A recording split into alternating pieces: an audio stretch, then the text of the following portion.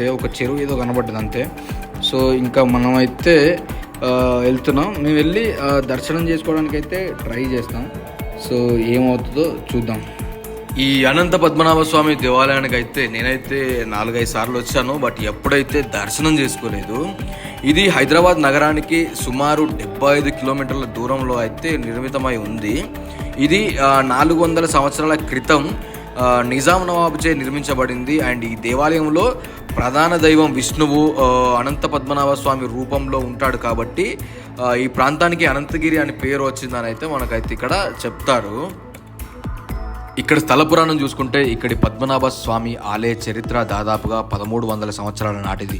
అప్పట్లో ఈ ప్రాంతమంతా దట్టమైన అడవితో నిండి ఉందని చెప్పి మనకైతే స్థల పురాణం కథనాల ప్రకారం అయితే తెలుస్తుంది.